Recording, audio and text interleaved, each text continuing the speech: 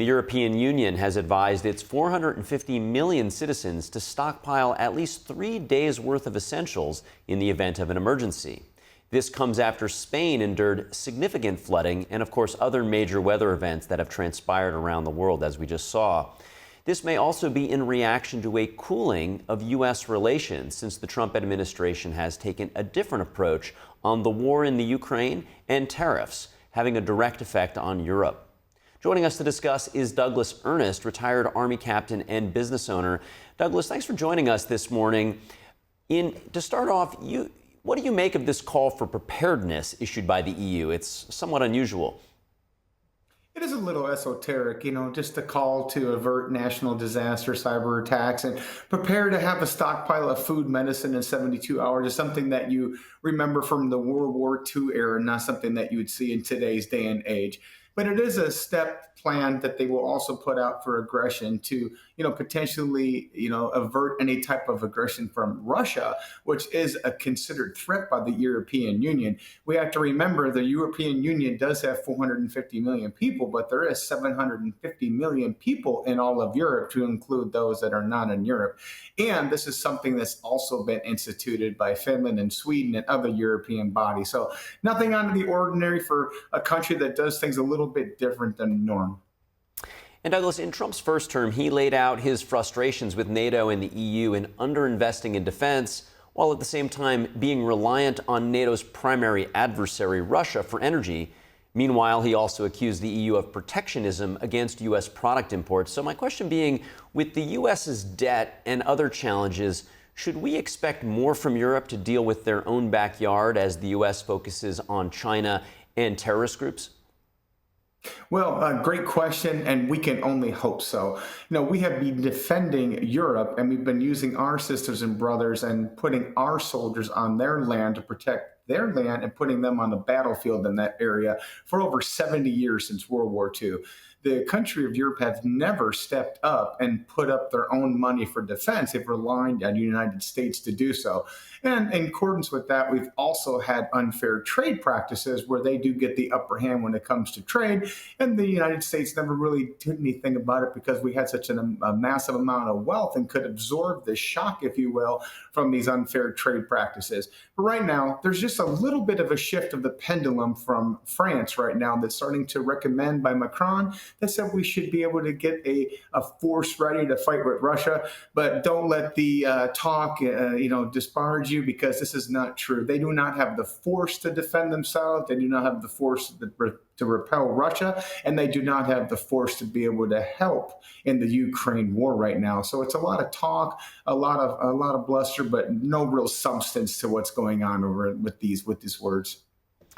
You said it's mostly talk. What do you make, though, of the EU and NATO's increased defense spending and calls for self-reliance?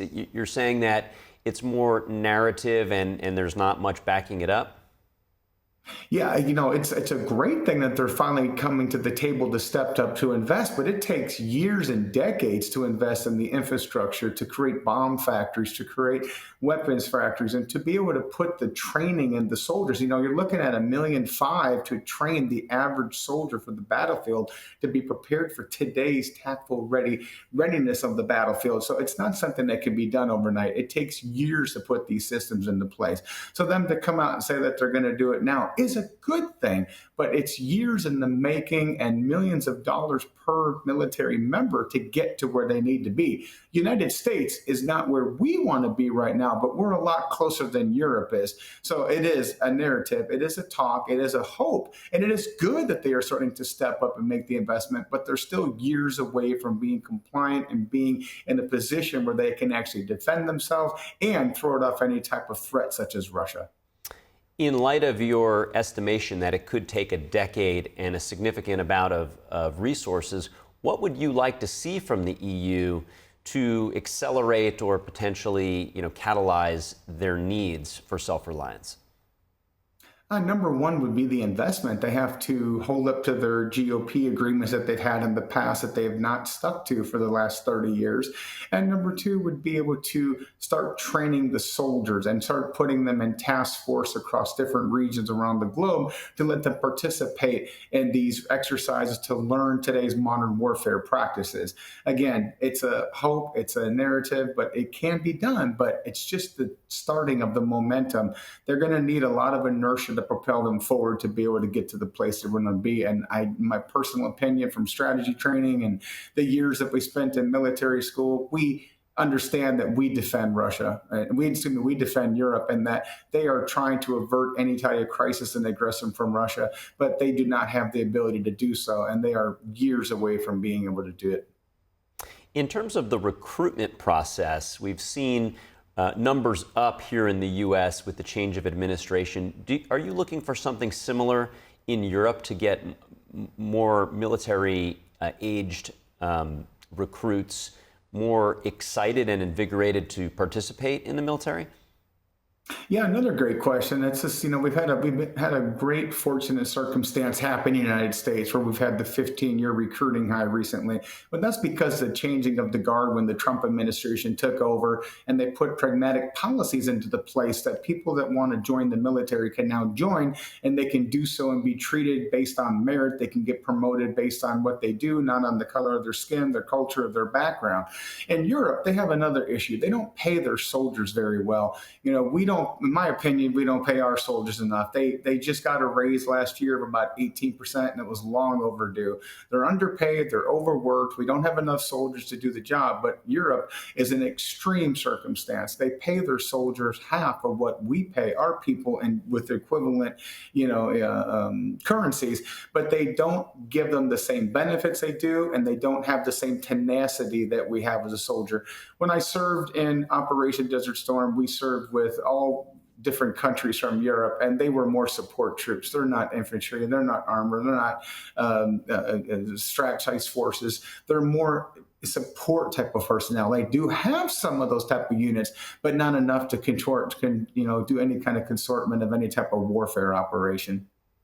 And Douglas, as we finish up in our last 30 seconds, you mentioned that they're not paying their soldiers enough, and that can be seen potentially in their readiness.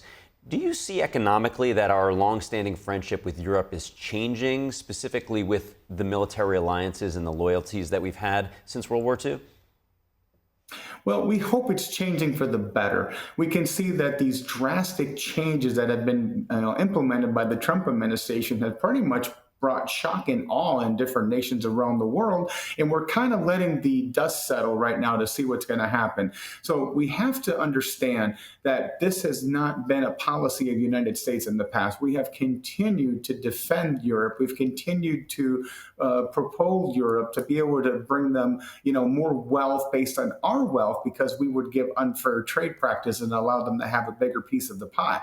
So this is something that's brand new, and the story still needs to play out. But the good thing is you got the Trump administration, you have Scott Bessent in the economic policy, we're able to implement some of these policies in that country to make sure that they're doing what's right for the United States. And later, once we get this sorted out, we're going to have a stronger United States, we're going to have a stronger Europe, and we're going to have a stronger globe that's unified, has more wealth, has more prosperity, and is able to defend its own homelands instead of the United States doing all the work around the globe.